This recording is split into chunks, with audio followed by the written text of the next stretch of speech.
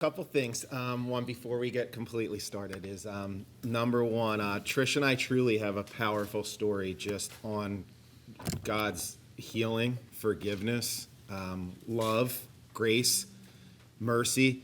I mean, it's actually amazing now to verbalize it. It's like, wow, what he's done with us is it's actually unbelievable. So hopefully we can convey that today.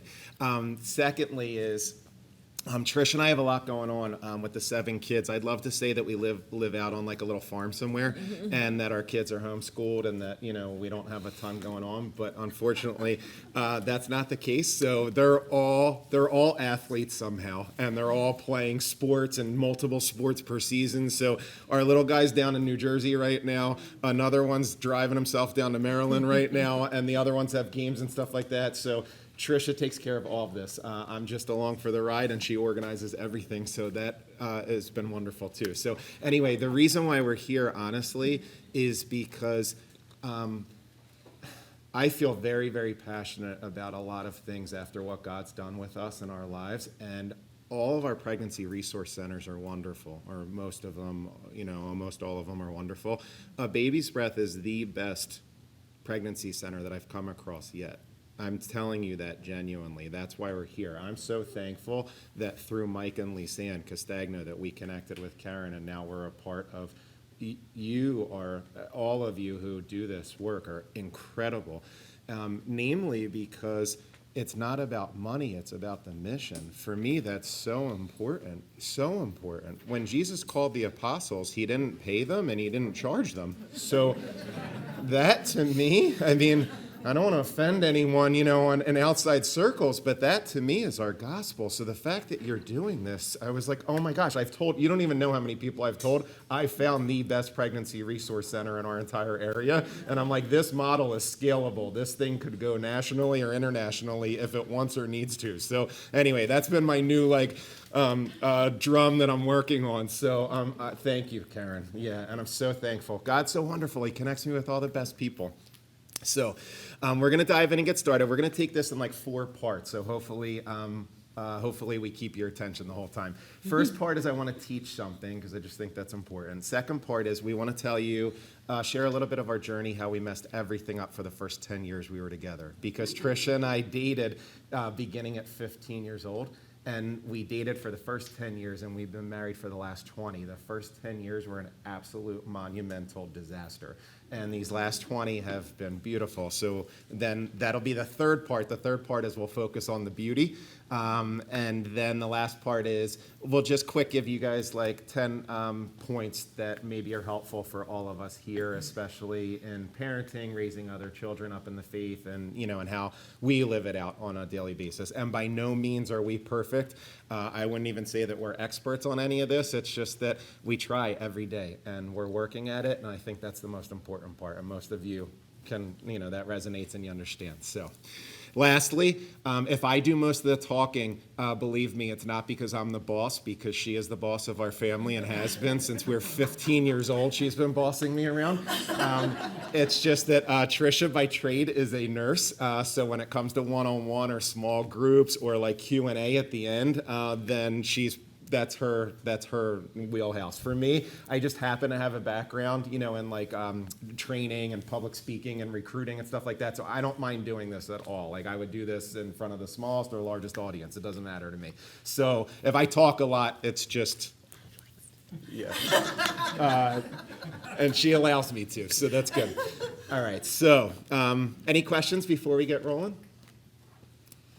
No? Is there anything you want us to specifically hit on or cover that's on your mind? Good. We'll just dive in. All right. Karen, does everyone have some sort of index card or note? Yeah. All right, great. If you have your index cards, just jot them down. I love doing it that way when we do a Q&A, so that this way the questions are somewhat anonymous, and you'll find that Trish and I are extremely vulnerable, so we'll share just about anything with you. So I'm looking forward to that at the end to just kind of cap this off. Alrighty, so let's dive in. We'll start with the teaching part, okay?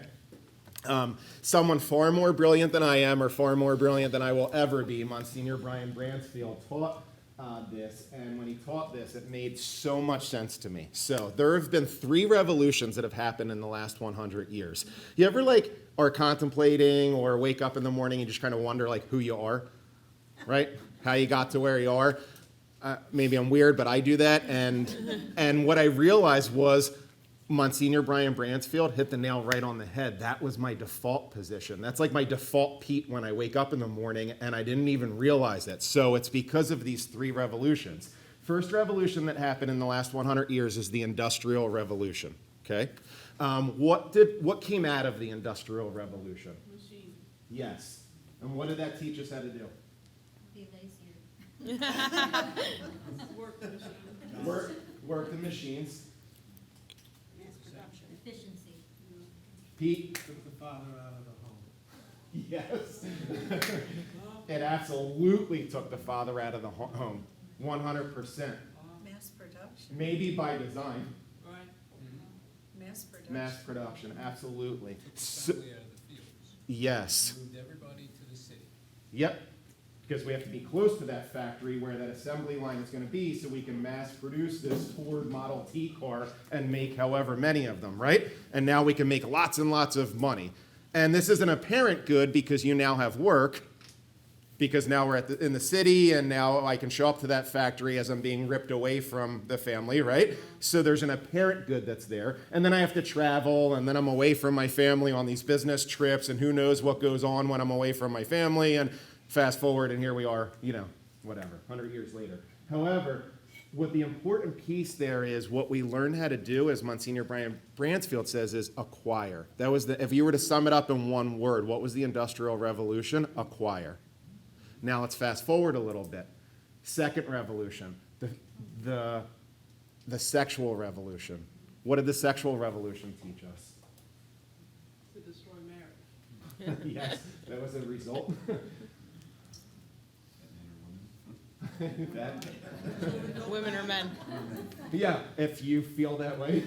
Yes, right? You just, whatever you choose. Friends with benefits. Your truth is your truth, and my truth is my truth, right? Sex without commitment.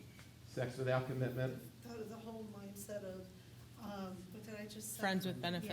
Yeah. Oh, yeah, the hookup culture, Yeah. friends with benefits. We're all here listening to our music and doing our drugs, right? And Valuing motherhood. yes, Amen. yeah, Taught us rebelling against God. Yeah. yeah. All of this, right? So Monsignor sums this up in one word, and he says it's about pleasure. It's truly about pleasure, right? And it didn't take, and ladies, think about this, because for Tricia and I, it's been nice. We've been together since we were 15 years old. We literally have grown up together and become adults together. We talk through these things. And as we're talking through them, I see it from the guy's perspective. She helps me see it from the woman's perspective, and vice versa. It didn't take men very long in the 60s to figure out that why would I buy the cow if I can get the milk for free? That's who we are as men. That's what we learned during this liberation of women, this fake liberation of women, and this fake feminism taught us that I can get whatever I want and there are no strings attached. I don't need to commit to you. I don't need to look you in your eyes. I don't need to tell you that I love you. I don't need to tell you that I'm going to put a ring on your finger, that I'm going to marry you, that I'm going to get up in the middle of the night with you if you need me, or for late night feedings with the children, that I'm going to stay married to you for the rest of our life, that I'm going to work a second job if I have to provide for you and support you. None of that. I can just lay down with you and get my friends with benefits, right? My hookup. That's it. That's what came out of it. Pleasure. Last revolution. Fast forward. Now we're up to 2000. The technological revolution. And what did the technological revolution teach us? Isolation. We don't need people? Nope. Isolation. Yep. What else? Slow or fast? Yeah. I need it now. Anybody else like a... Instant gratification. That's it. Instant gratification, right? Anyone else a white knuckle driver? I got to get where I'm going, Why is everybody in front of me? I'm the worst sometimes, That's it. It's instant gratification. I need it. I don't even need it. I want it, and I want it now, right? Here's how you know. When they designed the computer, the number one, and then they designed the internet, the number one search on the internet was computer hardware. So now I have the computer. Number 2 search on the internet, computer software. I have the computer and now it runs. What's the number 3 search on the internet? Yep. Pornography. I have a slide, and when I put the slide up, it's fastest businesses to 50 million users, and it goes through like the airplane, the train, the car, and then it gets to Pornhub, 18 days to get to 50 million users. 18 days.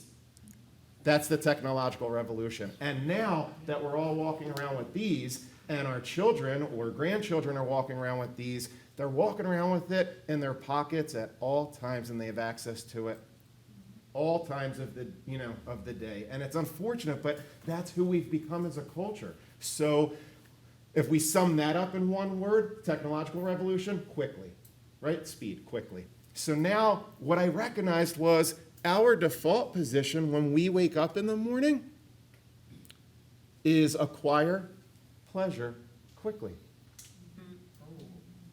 That's who I am. And Matthew Kelly teaches us there's 4 questions that we all have to answer. Matthew Kelly says, who am I? Why am I here? What matters most? What matters least? These are 4 questions for all of us, so let's do them together. Who am I? Why am I here? What matters most? What matters least? These are the things, the 4 questions that all of us have to debate and wrestle with and discern and answer. Otherwise, our default position is acquire pleasure quickly.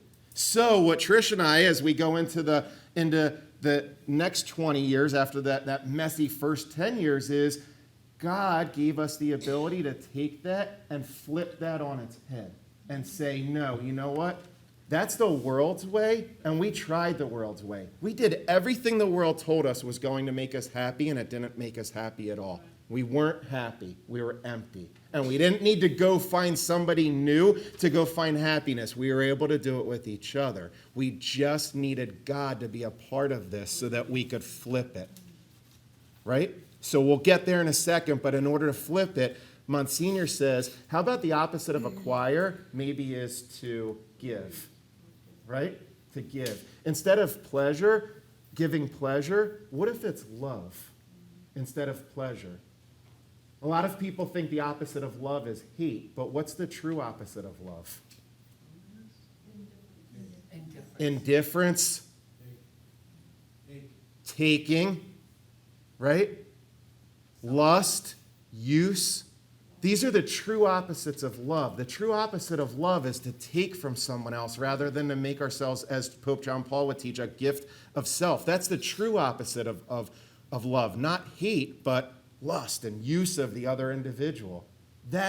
So instead of pleasure, let's give love, true love, authentic love. And then instead of doing it quickly, let's do it slowly. Let's do it over time, day by day. Let's do it. So that was default, Pete. So now it's like, all right, we'll turn that on its head. That made sense to me. What do I need to take this and what do I need to take this back to so I can have a proper understanding of who I am and why I'm here and what matters most and what matters least? Well, Tricia and I have rooted a lot of this in our sexuality. If we understood our sexuality better, that would have helped so much, so much. So let's quick talk about that. There's 3 legs to our sexuality. 3. And we teach our children this, and we teach it openly. And we'll have conversations, and I don't know, they're not awkward. We just talk about it. And For him. yeah, A little awkward for them, but Yeah. it's all right. I'm like, I don't care.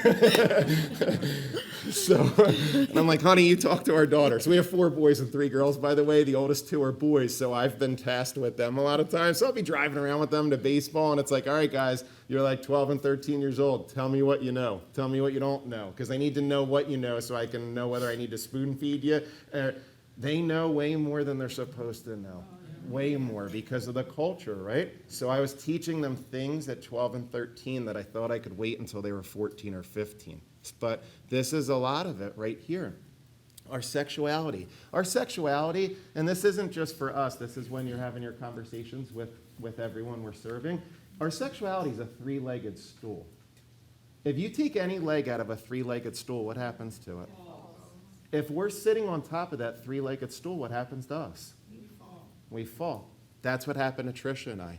We fell over with the stool, and I know personally I broke, and Tricia could share her side of that also. I broke. I fell over and I broke when the stool fell over. Why? because I didn't have 3 legs under the stool. So let's quick do the 3 legs. What's one purpose of our sexuality?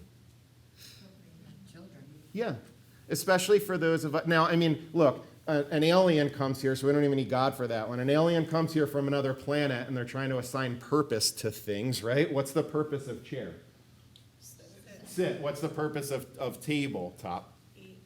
Yeah, eat or Something. put something on. What's the purpose of pen or pencil? Right. To write, right? What's the purpose of our sexuality? Procreate. Procreate. And an alien doesn't know anything about bonding or love or whatever, right? It's that you put male parts together and female parts together, and what do you get? Yes. Another, and what do you get? A puppy, a bird, a rock. What do we get?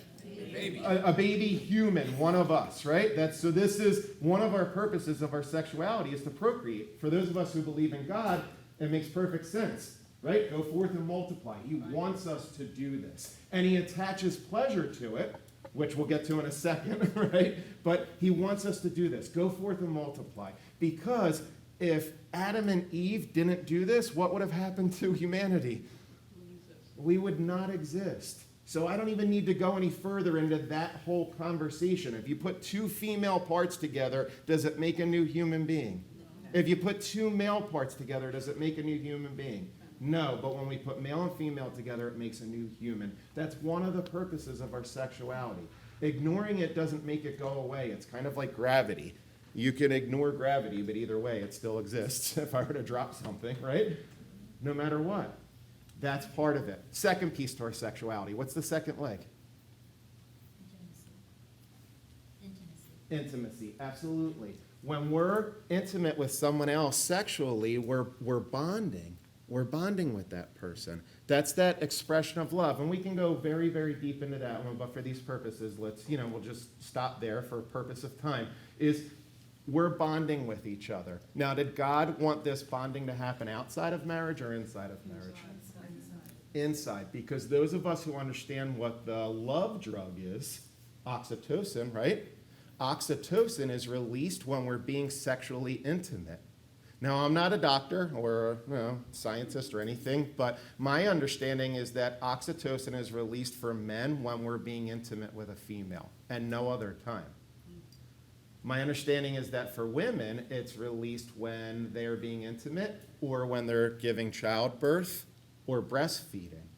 So when I'm giving a talk to the students, I say, is that a powerful drug? Yes. Because I ask them about, what's released, and they're like, dopamine, and then they give, some different answers or whatever. So they understand, they get it, they just didn't have the right one. That's powerful. Again, you could take God out of the equation. That chemical is being released in us whether we like it or not. That means there's a bond that's being created by these 2 people.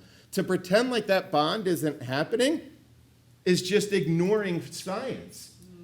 So that's what the hookup culture has caused, is it's caused a bond, and then I'll just break it, and then I'll create a new one and break it, and a new one and break it. Now what we have, Tricia and I look out at the culture, and we're like, all we have is just a bunch of broken people. Right. They're just wounded and injured. We all are. We all have these wounds. This isn't good. As Father was explaining before, Father Frielcell said this isn't healthy for any of us. This is, right? It's not creating a good, successful, healthy relationship. So that was meant inside of marriage. And lastly, what's the last purpose of our sexuality?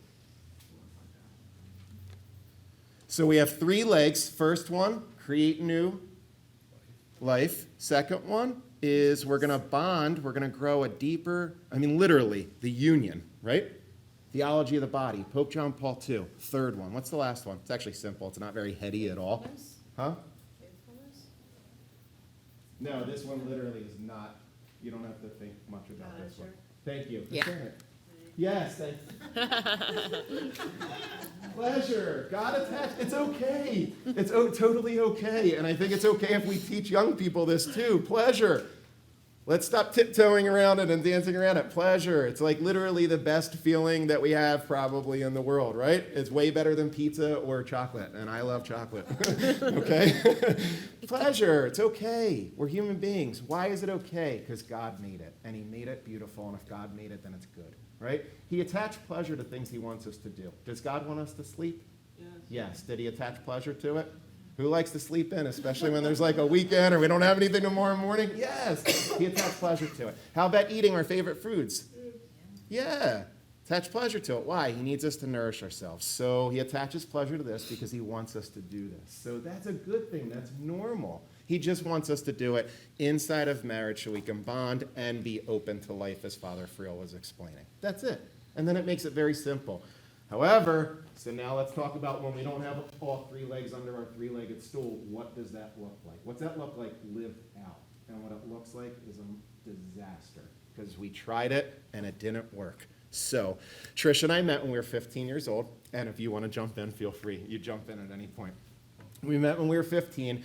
I was a very good athlete, and I was transferring. I thought I was transferring for basketball to this new high school. And we're from New Jersey, by the way. So I was at St. Augustine Prep, all boys, and then I was transferring over to Sacred Heart. Thought I was going over there for basketball. Little did I know God was going to introduce me to my wife. So I get over there. Tricia was madly in love with me already, so she asked if she could date me. Yeah, not at all how it happened. We had a mutual friend, and he hooked us up, and I called her on February 14th, 1993, and asked her if she would, go out with me, right? Like be my girlfriend, She told me no. Can you believe this?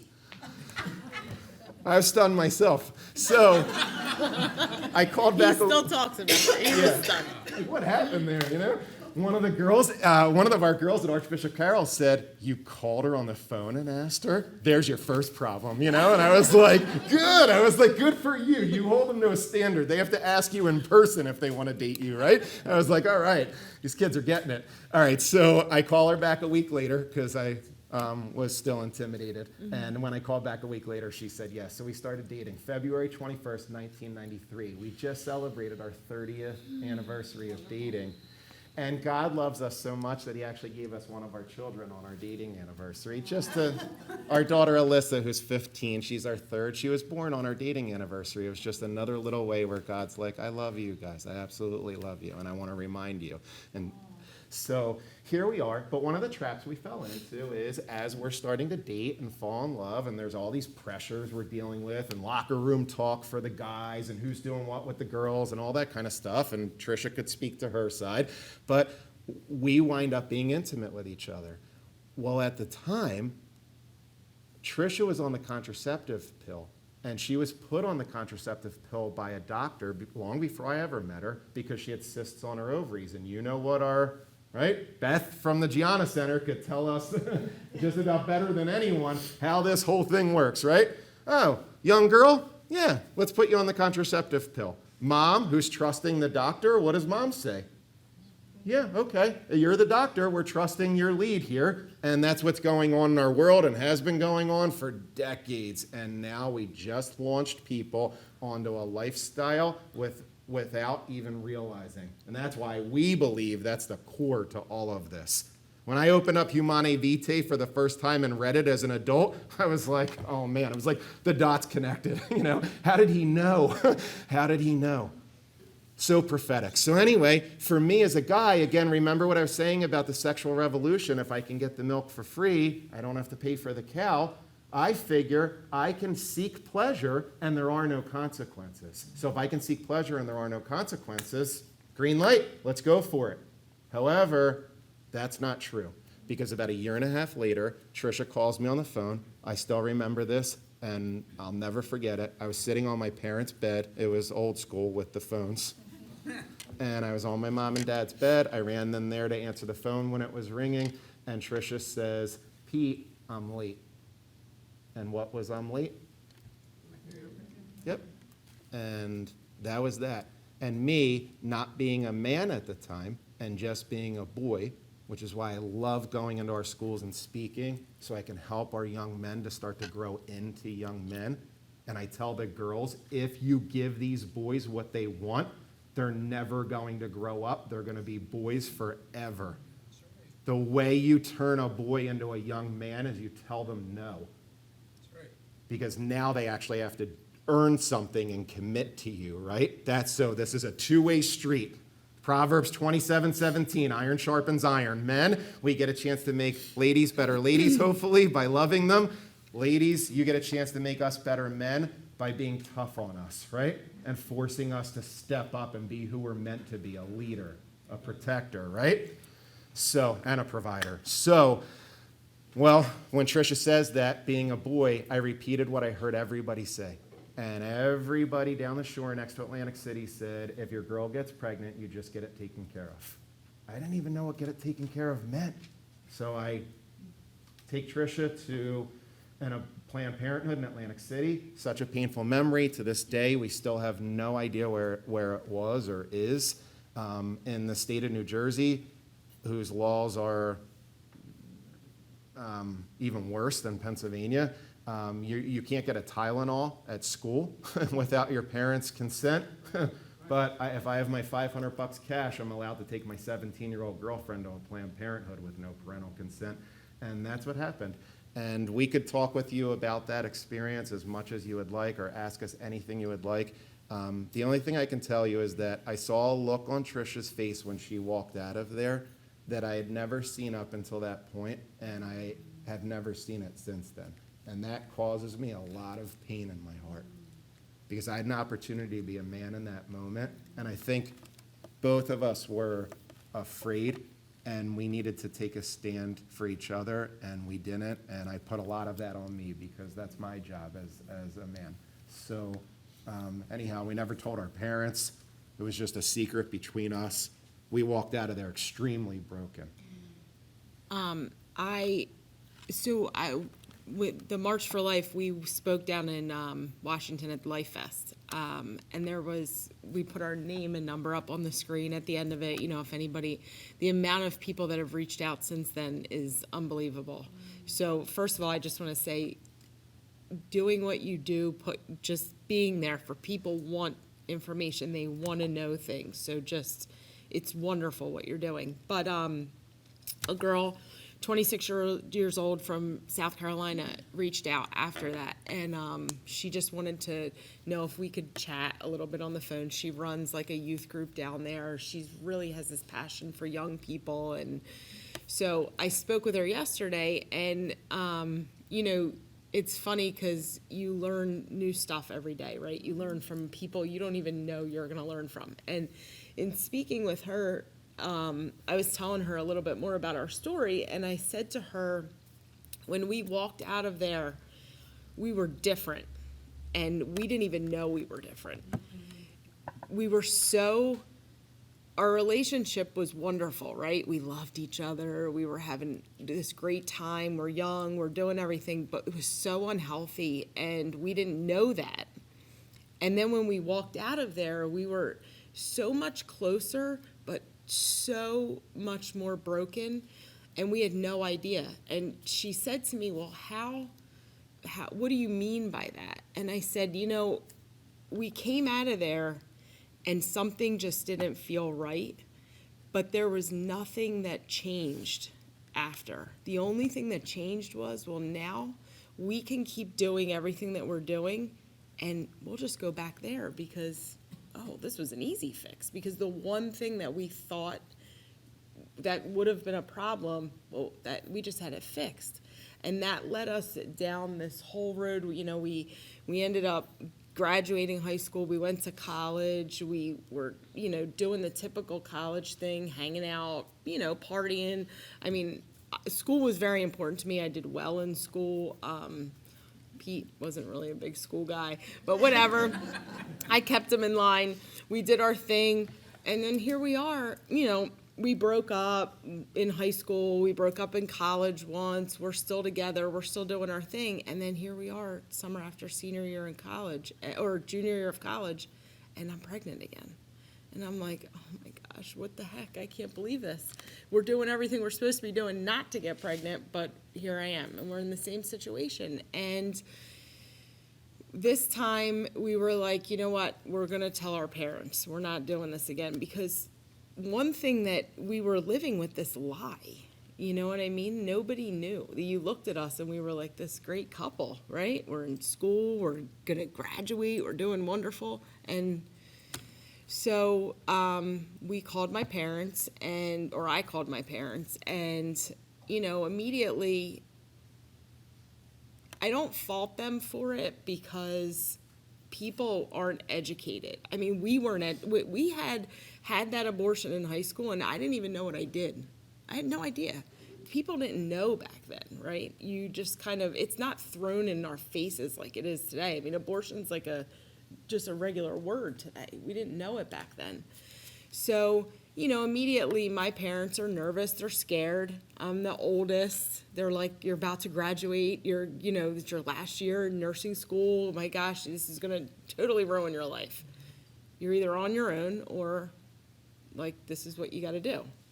And, people always talk about having kids in the world today and having daughters. And I got to tell you, I'm more worried about my sons because Pete had no say in what went on that time. It was kind of like, it was my decision, right? And here we are, we go to the Planned Parenthood in Westchester, and, I had the second one, and it got worse, I think, after that. It was kind of just like, you're in this relationship and you think you have it all together, but there's one piece that's missing, and the piece that was missing was our faith and God directing us as to what we should be doing and how we should be living our life. Yeah. And so our relationship didn't get better after that either. It was continued on. It actually got worse, I think, because now he's angry at me because I made this decision. He's angry at my parents because they were a part of it. No one included him. I'm angry at him because, hey, here I am. First time I had really no say in it. I call you up, you take me there. Second time I have no say in it. I call my parents, they take me there. Okay, how about, you know what I mean? There were so many emotions that we had no reason to even be experiencing that if we just would have been doing things the right way or the healthy way all along. And, I said to him a couple months back when we were speaking in a school, kids don't need to hear about why abortion's wrong. They know it's wrong. They know in their heart, whether they're Catholic, they believe in God, they know it's wrong. Killing's wrong. They know that. They need to know how to love each other and how to have a healthy relationship. And that's kind of where we are now. We've taken that, and that's, what we try to give to our kids and to other people. So anyway, here we are, we're in college, we graduate, we go on with our life, we're still together, and then major life turning event with your brother and all, and that's how we kind of ended up here. We kept trying to go with what the world was offering us as the solution. So we after college, Tricia graduates and she's a nurse and she's going back and doing her NP at Villanova, and I'm working and I'm doing extremely well working. So as Tricia described, on the surface, if you looked at Pete and Tricia, you got this couple and they've been together since they're 15, and on the surface, everything looks successful jobs, right? Travel, blah, blah, blah, whatever. Living together, the whole deal. But really, on the inside, we're broken and wounded, and we know we don't stand a chance. People are asking, when are you going to get engaged, blah, blah, blah.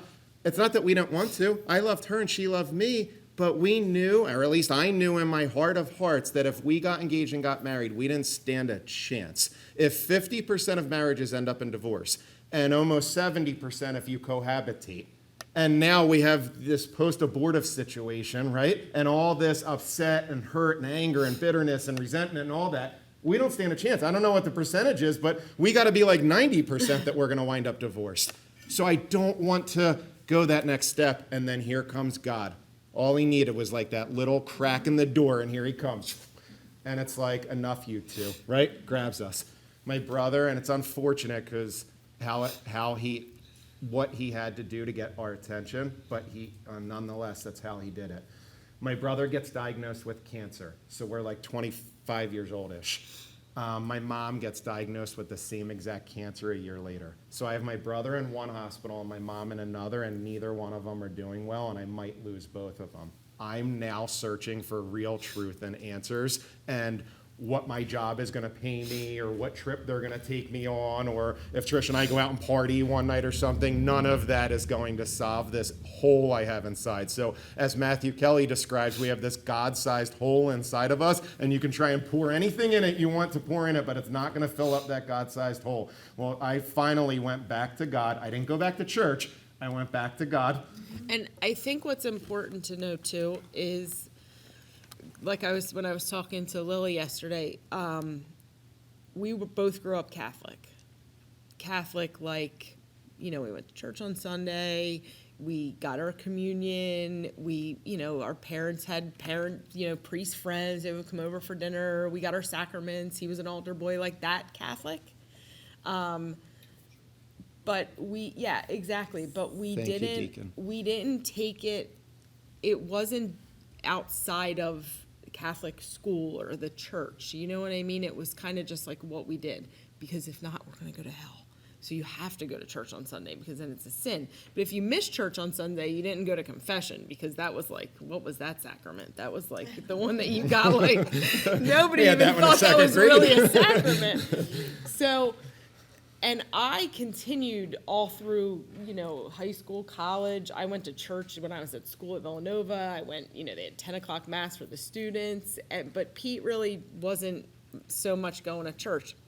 And then when all this happened, like you say, you came back to God. It was almost like letting God into our life like he never had been before. And so that's where Thank we you. were. Exactly, because I walked away. Tricia still maintained that like Catholic status quo, right?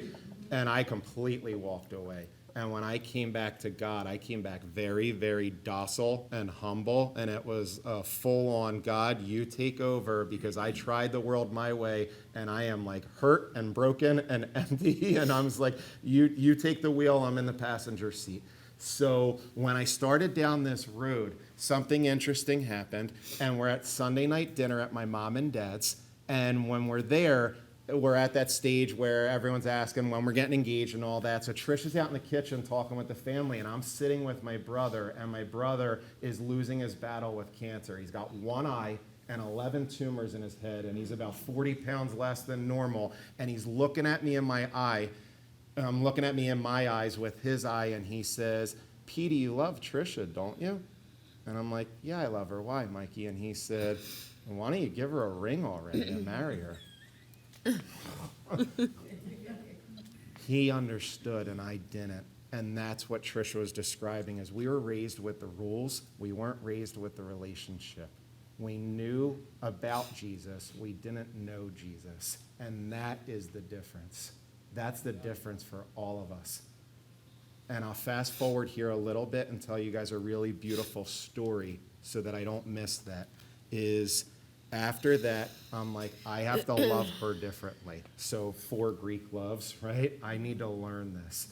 I'm putting conditions on love, and it's not supposed to be that way. It's supposed to be unconditional. It's not about what I'm getting. It's about what I'm giving. And so I start down this road, and we need a lot of healing right now. So it was that it's what Mother Teresa taught us, where you don't see love, put love, and there will be love. We needed to start doing that for each other and filling up this box, right, with love. And so that's what we're doing for each other. Things are getting a little bit better. We get engaged. Tricia tries to plan our wedding. Right away, she tries to rush it so that my mom and my brother can hopefully make it. My brother died, unfortunately, before our wedding. That obviously just took me to my knees completely. Now I'm like totally devastated. My family's devastated. We might lose my mom also. A lot going on in there emotionally, and many of you can relate. But now what I had was I had this relationship that I was starting to build with God again, and I'm talking to him, and I'm asking him to intervene and talk back. Well, Trish and I get married, and a year later, my dad takes me on retreat to Knights of Immaculata retreat out at Malvern Retreat House. I go on that retreat, and check this out. It's just, I love how God works in our life. It's amazing. Father James McCurry, who I had no idea, little tiny Irish priest, looks like a leprechaun. I love him more than I'll ever know. I go in, and just by chance, it's all about contraception, and he's teaching all this on the retreat. I'm like 27 years old. I never heard any of this. I'm like, how'd I go to Catholic school, K through 12, and I never learned? Was I absent that day? So he's talking about all this stuff. And anyway, I go to confession for the first time since senior year of high school, where they make you go. And I went to confession for real. I didn't hold back. I dumped it all. I had no idea. Father McCurry, when God rolled out the red carpet for me, he really rolled it out. Father McCurry, I just found out a year ago, was Mother Teresa's confessor. Oh, yeah. And Mother Angelica's, I believe, confessor and spiritual director. I'm like, are you kidding me, God? That's what you have? I'm like, that's my first confession back? Like, whoa, I didn't even know that all these years. And let me just tell you a little bit about Pete. When he does something, he either is like on the couch and won't move, or he's like 1,000% in. He does nothing just a little bit. It's all or nothing. So he comes home from this weekend retreat and he's like, oh my gosh, I went to confession and I haven't been there in so long. I told him everything. And I'm like, everything? He's like, everything. I was in there for like 2 hours. I told him everything. And I was like, okay, great. And I think you should go. And I'm like, I'm not going. Can't you just tell him for me? So I peeled her out of the status quo, and I was like, honey, I'm telling you, you got to go, And she went too, and we confessed it all. And we said, God, we're married now. We've been to confession. We now said the words out loud to you of what we did, the unthinkable, right? Time out. Can you give us a start over, please? Please. And that was it. I said to her, honey, I learned all about the contraceptive pill this weekend. I was like, you can't take it anymore. Forget about like all the morality. I said, do you know all the side effects from it? And she was like, yeah, of course, I'm a nurse. And I was like, all right, well, I love you. I just lost my brother. I can't have anything happen to you. So I said, or something happen to you later in our 30s, that is because of this. I said, I'd rather not be intimate with each other than something happen to you. Can you please stop? A month later, and I know it's not supposed to be this fast, a month later, she's pregnant. Our oldest son, Petey, guess when he was born? My brother Mike's birthday, who had just passed away from cancer. In that moment, I knew God, but I didn't know that he knew me. In that moment, I was in the delivery room. I got choked up, like right now. The nurses were making fun of me. They're like, this dad's so happy, he's crying. Because they didn't know. God went into the two deepest wounds in my heart, and the two deepest wounds in my heart were losing my brother and the abortions. Those were my two deepest wounds, and he went in there like the divine surgeon, and he stitched them up for me, and he said, here's your start over. I know what your wounds are, and I love you, and I'm here. Here's your son. And he was a gift for my entire family because we were all hurting after losing my brother. And for Tricia and I, that just launched us on the path of live this new Catholic life where God's a part of everything. So when it comes to church teaching, we don't even kind of question church teaching, because church teaching to us isn't coming from it's coming from God. It's about relationship with him. And he wants us to be happy. And since he created us for happiness and wants us to be happy, he knows what the best course of action is to reach that place of happiness. So for us, we're like, all right, so now I start reading things like Humanae Vitae and Costi Connubii and all these Evangelium Vitae and all these other encyclicals that I would have never picked up ever in my entire life for any reason. And now I'm like, all right, we're doing all this stuff, and we just started to slowly open ourselves up to everything that the church teaches, because we knew if we had already tried it this other way and this other way didn't work, well, let's try it this way and see if this works. And is it going to be a little bit weird and awkward and uncomfortable at first? Yeah. Can you imagine Tricia and I kneeling down and praying next to the bed for the first time? It was weird. Weird. Fold your arms for me. Now fold them the other way. Yeah, it's like, right? It was weird. But now, it's not even kind of weird. This is how we live, and it just became part of our life where It's a little weird when we're in the car and the kids' friends are there, and they're like, hey, let's pray a rosary, guys. And the kids are like, Dad, seriously? Yeah. But they do it, and everybody just kind of goes along with it, right? Yeah, Petey had his first girlfriend. She wasn't even Catholic. She's sitting there praying rosaries with us. I mean, it was like, hey, this is what we do at nighttime, Everybody's like, look, got a little too much energy. Trish and I have the magic pill to settle our house down. We all pray a rosary, right? By the second decade, at least half of Yeah, them. people are, we got kids that are Yeah. snoozing, whatever. And that's become our life. And it's just been the most beautiful, wonderful thing ever. And, I could go on, obviously. I mean, on and on. But I want to, if it's okay, I'd like to leave some time now for questions. But, I mean, after that, Tricia and I said we would, no more contraceptives, right? Just this is the best thing ever. Let's be open to life. Nikki was born 12 months later, our 2 boys. I have these 2 boys. I love them so much. I'm like, man, I just want boys. This is the greatest thing ever. Then God gives me another gift, and he gives me a little girl. And he revealed something else to me when he gave me our little girl. She was so pure and perfect. I wouldn't even give her a bath. I didn't want to touch her. It was 10 months before I gave her a bath. And Tricia's like, are you going to give her a bath already? And I was like, it's like, you have to do it. I don't want to, she's so perfect. And then as I'm viewing this most perfect, wonderful little creation, I realize in my heart that just as I love her and she's my daughter, Tricia was her dad's daughter. And I used her to seek my own pleasure. And that was wrong. And even more so, she's God's daughter. Even more, infinitely more important, right? I'm like, oh, gosh. So that's why when it comes to this conversation, like with our children or with others, that's the message to them is what Tricia was describing. These kids don't even know how to love each other. So us going in and just giving like an abortion talk or a chastity talk, they have to learn how to love each other first. The comments that they've come up and told us, one girl came up and she was like, my mom had abortions and my grandmom had abortion, and they try to make me feel like it's normal, but I know that it's not, as Tricia was describing before. So I'm pro-life, and then she's like, but the way that other people say it instead of the way you say it, like, you understand us, And we're like, yeah, we understand you. We lived it. We're nothing more than repentant sinners, We of course we understand it. Now we're trying to live life differently as a result of that. And then our message is to everyone is, don't mess things up for the first 10 years like we did.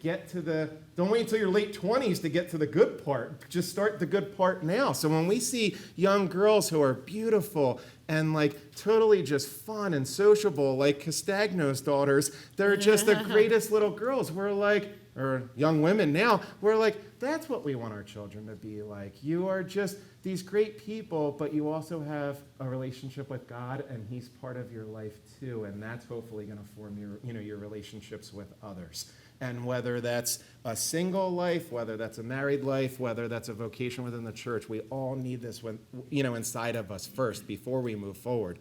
So, do you want me to collect some index cards? Or Tricia and I have 10 quick points for you if you want them. Do you want us to give you 10 quick ones on what yeah? Okay. These are 10 quick ways that we try and live out our Catholic life, if that's okay. And we'll gather up those questions and we'll try and answer some of those too. All right, point number one is God, sex, and money. God, sex, and money.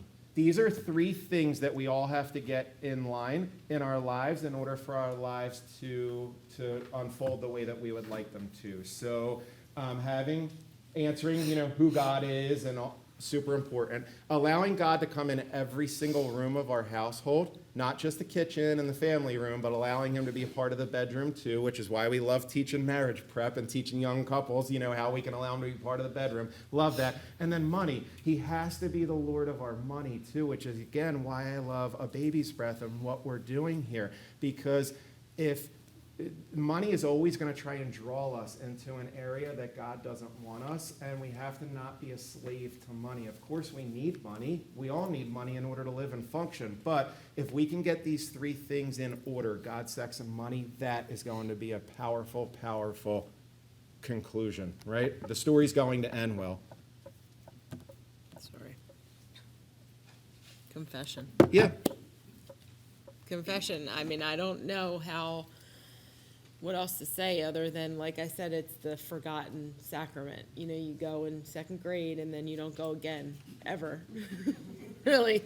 And it's such a, I don't know, I thought all our secrets that we had were a big deal because our parents didn't know and our friends didn't know and people didn't know. But when we went to confession, it was like, I don't care who knows because God knows now, and he knew all along. But to get his forgiveness, you know what I mean? I don't know. He forgives everything. And that was such a big thing for us because if God can forgive us, well, then I can forgive you and you can forgive me and we can forgive everybody else and we can move on. Do you know what I mean? It's such a, I don't know, it's I think probably my favorite sacrament. Honestly, and it's been that way for our family where we just make it normal and we take the kids constantly. I mean, at least once a month for First Saturdays. But I mean, a lot of times we're there, whatever, weekly or every couple weeks or whatever. And it's cool to see. I don't know that there's ever a time where we go to church and the entire family goes up and receives the Eucharist. I'm not kidding, because our kids know that if they haven't been to confession, they don't receive. So we don't even have to talk to them about it. We'll start getting out of the pew, and here's one of them standing to the side, letting everybody out. It's like when we finally go, like First Saturdays are great, because then it's like we know everybody's going to receive the next day. And we don't even have to say anything to them. The kids, they've just been raised with it, where they know confession comes first. That is, we have to get clean first. So it's been so instrumental for Tricia and I. And I think, like she said, the forgiveness piece that's there, if God can forgive us, oh my gosh. For the longest time, here I am angry and resenting Tricia's parents. How about that's judging, right? How about I'm the one who got their daughter pregnant? They didn't want that situation. I dumped that on them, you know? And then you start realizing that we're judging someone else or not forgiving someone else. What about what we've done to them? We all need to forgive each other and love each other. Point 3 would just be love. And I think understanding our 4 Greek loves makes an enormous difference. For anyone who doesn't know the 4 Greek loves, just quickly, it is eros. Eros is the romance, the love. Our society has taken love and reduced it to romance, and taken romance and reduced it to sex. And we need to flip that and put it back to love again. We have storge. I mean, when I love our children and I'm kissing them up and hugging them up and cuddling with them and all, obviously I don't love them in an eros way. That's storge, you know, that is that familial love. Philia, learning how to be friends with each other, and that friendship love, which is that wonderful bond. That is huge. And then the agape, the unconditional love that God has for us, that we have to try to learn in our hearts, that we can have that for others. And I know it's hard, I know it's challenging, but that's the mark. That's the benchmark, is like way up here, is to have that unconditional love for others. Point 4. Vocation, what's your calling? Vocation. So we have in our house, yeah, Well, go ahead. I think it's important to having God in your life. I always thought I was going to be like, you know, this graduated nursing school. I mean, I would spend every day I could in school. I love school. And I was like, oh my gosh, I'm going to be that person that like has all these degrees and like just goes to school professionally. And then I was pregnant with Jenna, our 4th, and I was like couple clinicals away from finishing, and I had this massive meltdown at my parents' house, and I was like, I don't want to do this anymore. I just want to be a mom. And I lost it. And It was beautiful. I just stopped school. And you know, sometimes I think, man, I was so close to finishing, but I don't regret that decision ever. I thought that was, and I'm not saying that everybody, you know, obviously everybody has a different vocation, but I was letting the world tell me what I should be doing, and I just wanted to be a mom. And I'm so happy that I made that decision and that Pete was, you know, behind me, and we've made it work the way that we have. I wish I knew this way more sooner, because I'd probably have 7 more kids. But I just said to him, a friend of ours like takes rescue puppies, and keeps them until they're ready to be given to homes. And I was like, somebody should do that with babies, because I would totally take babies for like newborn babies for a couple weeks and then give them away. It would be so cool. Really cool for me to watch Yeah. Tricia, to not force her, but watch her do a 180 in her own life, where she went from this education and career-minded like woman to all of a sudden, no, I'm a mom, and that's even more fulfilling. And it's But like, you have to listen to what God's telling you, because he's telling everybody what they should be doing. and it was difficult for us because I had just started my business and I wasn't making a lot of money. And I said, quite honestly, honey, it can't get any worse financially than it is right now. So if you want to stay home, I said, you might as well. Who cares? I was like, we can't pay our bills anyway. So what difference does it make? Let's try that. And then that was like a whole nother revealing from God, where we just started, we like totally detached from money and this acquisition, right, of things. And we just did that. Started going to adoration once a week, started taking the kids to adoration with us, and that just opened up a whole nother world for us. So another good, grace from God. And then as far as vocation, we think that everyone should discern whether, instead of discerning like our major in college and our career path and all that, why don't we discern whether God's calling us to religious life? And then if he's not, then why don't we discern whether he's calling us to married life or single life? And then take that really, really seriously, as Tricia was saying, where we literally put all our chips in and we go all in with it instead of just kind of like half in and just feeling it out. Point 5, who are you following? Who are you following? And what I mean by that is like social media, television, books, whatever these things are. We share with our children, and I think it's definitely important with the clients that you have at A Baby's Breath is I tell our kids, garbage in, garbage out, right? If we're constantly putting garbage in, that's going to be our end product. So we have to constantly be feeding ourselves with the good. And I know it gets tiring sometimes. You're like, Tricia's like, can't we just, do nothing? You know what I mean? Or whatever. And I'm like, yeah, of course we can when we're dead. But honest, and don't get me wrong, we unplug too, but who we follow really matters. So I try and share with the kids. And then when they've come back to me, because I introduce it and try not to force it or jam it down their throats, so there's like a balance in there somewhere. When they come back to me and tell me things like, oh, Dad, I'm following, Word on Fire, Bishop Barron. Oh, Dad, I found this one or whatever. It's like, all right, well, if you're going to be on social media, can I at least just introduce you to the things that you should be viewing, And they're finding them on their own. I'm like, all right, good. They're getting it, so that formation is happening. So that's good. Because our kids aren't perfect, believe me, not at all. We're just doing our best. Point 6, oh, honey, you'll love this one's right up your alley. Prayer, fasting, and almsgiving. Fasting. Ugh. He makes us. She's a huge fan. Obviously, a daily prayer life. There's not a time that we get in the car where we're not praying a Divine Mercy Chaplet or a rosary if our drive's going to be like more than 20 minutes. So it's just become part of who we are. Nicky, our second son, he's 16. He just got his license, so he drives the little ones. They go to school together. In a couple weeks after he had been driving them, Chenzo, our 11-year-old, he says, Nikki makes us pray a rosary on the way to school. And I was like, you're kidding. I was all excited. And he's like, yeah, every morning we have to pray a rosary. So I was like, that's great. It's like, just, It's like baked in now, Yeah. There's a story I heard a long time ago, and it was about, it was gorillas in the cage. And they hung like bananas, and then the gorilla tried to get up onto the stool to get the bananas, and the zoo person came and like smacked him or something down, from going to do it.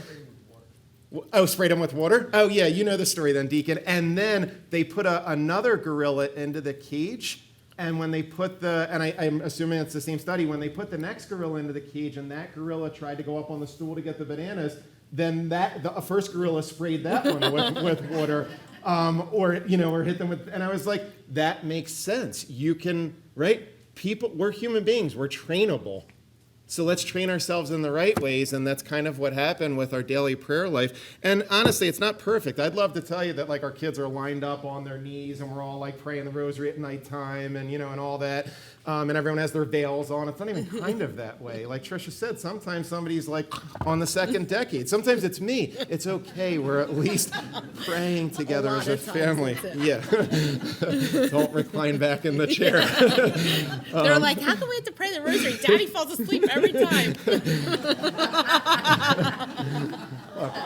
I'm tired.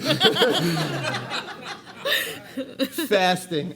This one's important. Super, super important. And we try and get the kids to recognize. And so prayer, fasting, and almsgiving, another three-legged stool. Almsgiving shows up in so many different ways. I mean, going down to Kensington to feed, a baby's breath. My gosh, it doesn't get better than this. And so there's so many different ways. That's part of it. Fasting, learning to deny ourselves of the pleasures of the world, so critically important. So critical. So we fast on bread and water on Wednesdays. And so for me, usually it's all day, but for the kids, Wednesday nights, it's bread and water in our house, and that's dinner. And we want to teach them, and it's been really, really, really grace-filled. That's all I would say. There's so many graces that come from fasting. So Fridays are usually no meat all year round. Wednesdays are usually bread and water for the most part all year round, other than missing. So the kids they eat normal all day and then we fast at nighttime, but I hate doing it. It's so hard. So I'm like, maybe I'll make banana bread for them. And then I'm like, I'll put chocolate chips in the banana bread. Yeah. So it's not even Chenta's really like, can we have garlic bread? And I'm like, whatever, Sure. guys. How about a If it pretzel? A says pretzel's bread, it's bread. And I'm like, whatever. As long as we're doing it and we're making our sacrifice, then that's The good. crust from the pizza, that's bread, right? Yeah. Yeah, just leave off the olive oil. Point 7 would be open to church teaching, as Trish and I have described. And I think that as we're presenting this to others, recognize that people aren't just going to automatically be like 100% all in for church teaching. I went through a very traumatic experience. And Tricia, while going through that with me, it wasn't her brother, that died. It wasn't her mom that almost died. So it's trying to get people here without them having to go through a trauma first, where it's not some deathbed conversion. So recognizing that people aren't going to get 100% there all the way. So just introducing church teaching and knowing that others are going to have to wrestle with it. Where's a great place to wrestle with it that I've found? Go to adoration. It's a great place to wrestle with these things. See what Jesus is telling us in our hearts. Or as we're praying the rosary and meditating, and allow Mary to come in as our spiritual mother and let her come into our hearts and start to heal some of these attachments or wounds that we have to things. Point 8, deepen in our relationship with God.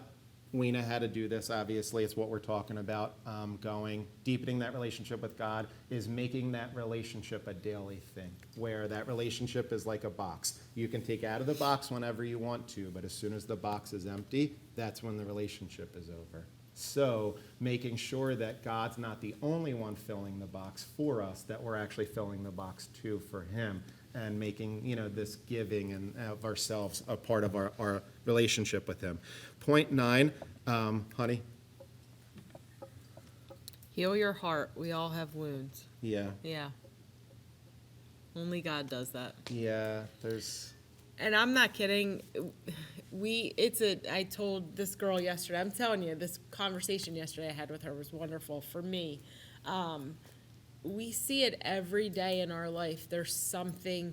So when Petey was born, our oldest, he was born in August. He was baptized in September. And at that point, Pete's mom had gotten over her cancer, but had now had leukemia, right? Mm-hmm. And she was going, she had gotten it from the treatment of the first cancer. And she was going through a bone marrow transplant. And I mean, the pictures, she was like, we didn't even know that she was going to be able to hold her grandson. And here, she's seeing him born. She's seeing him go to school. She's, just a part of his life. And he graduated from high school on last Friday, and she was there. And I can't even tell you, it's every day that we see God's grace in our life, Yeah. and it's unbelievable. And he's healed our hearts, but we've let him. And I'm like, you have to meet people where they are. And I got to be honest with you, kids today aren't walking around talking about God, and they're so caught up in this. I mean, when you talk about the hookup culture, it's so bad now. If your kids are like, my daughter will be like, oh, yeah, I just unfriended her, or what do they call it? I just stopped following her, or what do they call it? You like delete, whatever you do. And I'm like, what do you mean? You just were talking to her over there, and now you're like, it's so, they don't think twice about people's feelings, or it's horrible. And, I don't know. So you have to meet kids where they are, and coming at them like that couple that we were with at their house, that they're not listening to that. So I was like, how can we do this and be, and relate to people? And there's a way. Yeah. And So, bring them to Christ, meet them where they are, right? On retreat, Edward Sri was saying that Jesus doesn't wait for us to come up to the mountain with him. He actually goes down into the valley to come get us. Well, we're all going to be at different levels, on the hill or in the valley. So we have to go down and meet them where they are, and then pull them up with us, and so we can hopefully bring them to Christ with us. But you can't be that for someone else until you heal what you have going on inside. And, I think we're for the most part healed, but I learned like yesterday, you're healing every day. And We can't give something to someone else that we don't already possess, right? Or understand, Yeah, right. so so that internal, healing is huge. And then the last point is just choose happiness. And when I say choose happiness, I don't mean pleasure. I mean choose true, long-lasting happiness. And just general rule of thumb, especially for young people, is if it makes you happy and it's not sinful, go for it. Just general rule of thumb. If it's sinful, don't go for it. But if it makes you happy and it's not sinful, go for it. And, are there going to be times for fasting and things like that? Yeah, of course there are. But life isn't about just eating more glass and eating more glass and eating more glass every single day. I mean, some people might be called to that, but that's a very, very deep, call. Not everyone is going to be called to that. So we don't want to turn people away from the truth, goodness, and beauty. With the eating more glass message. We're more likely to catch them with the choosing happiness message and turning them on to God's true truth, from there and working them in. We can't thank you enough for allowing us to. Can we pray together? Would that be okay? Yeah? All right. In the name of the Father, and the Son, and the Holy Spirit, amen. God, thank you so much for Karen and founding A Baby's Breath. Thank you so much for all the wonderful people that are here today that are serving in this extra special way, in this extra special mission. Thank you for allowing Tricia and I to experience this reversion and come back to you. And please help us to bring this to others so that we can continue to change hearts and change minds. I would just ask you to continue to watch over all of us and bless us, and help us to start to create a culture of love and life through education, through formation, and through walking with others on their journey. And we ask all of this as we pray. Hail Mary, full of grace, the Lord is with thee. Blessed art thou among women, and blessed is the fruit of thy womb, Jesus. Holy Mary, Mother of God, pray for us sinners, now and at the hour of our death. Amen. Our Lady of Fatima, Pray for us. Pope John Paul II, Pray for us. in the name of the Father, and the Son, and the Holy Spirit. Amen. Amen. Thank you.